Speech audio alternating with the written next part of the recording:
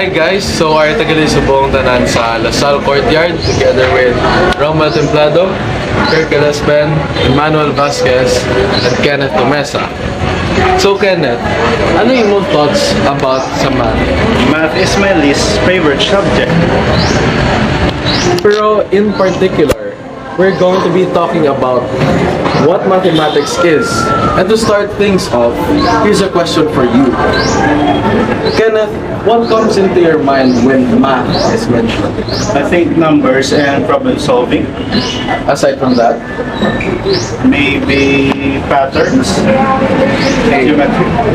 you know, the thing is, math is more than just numbers.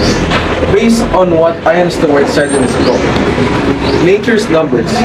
Numbers are only just a tiny part of mathematics. A lot of the mathematics involved in our world is hidden.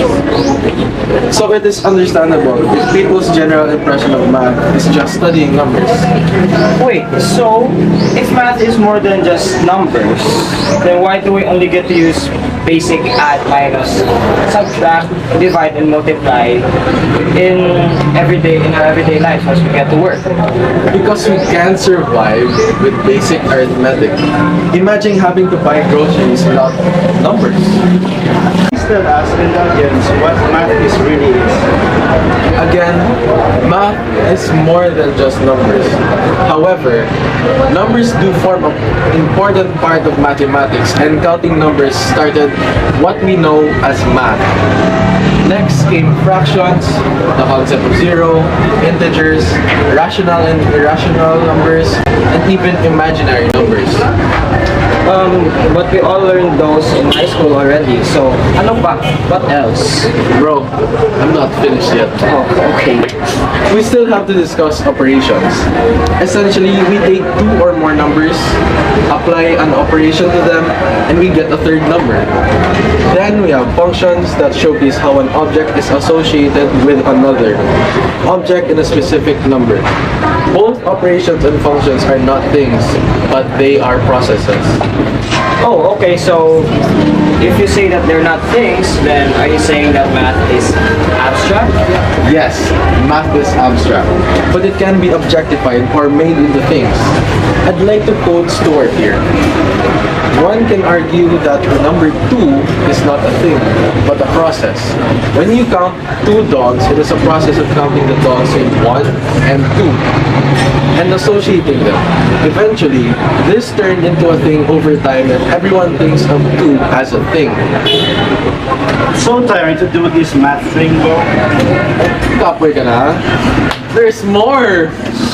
According to the Principia Mathematica, math is founded on the idea of a set, which is a collection of things. From sets, the rest of mathematics is built, and mathematics is a field that is very wide. Geometry, calculus, statistics, algebra, and many more. Like a huge landscape, there is always something new to be explored in mathematics. Then, how does a mathematician know what is math and what is not math? He or she only needs proof. No statement is considered true or valid if there is no proof. Stuart says that proof needs to tell an interesting story about math.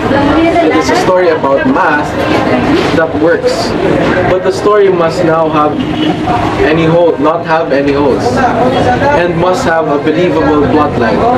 Any flaw is fatal in mathematics, whether subtle or obvious. Then what if a mathematician is wrong about his theories? Mathematicians do make errors, like what Fermat's last theorem. Many thought it was unsolvable, until much later on, it was proven otherwise. Stuart says that their proof may have a subtle gap, maybe had an error in calculation, or wrongly assumed that something was not as rock solid as they thought it would be. That is why, over the centuries, mathematicians have become more critical of proofs, because as threads that link the fabric of mathematics together, any weak proof can cause the entire thing to unravel. Kadamo mo na i-process man. But, it is good to know that math is more than just the stuff we are taught in school. I don't think I'm going to retain aside from plus and minus. Well, I think that's it for a short vlog today. We will be uploading more in the following days, so stay tuned. Click the like button and subscribe, and don't forget to ring that notification bell. See you in our next vlog, and I hope you learned anything. Hey, bye guys. Bye guys! Hello.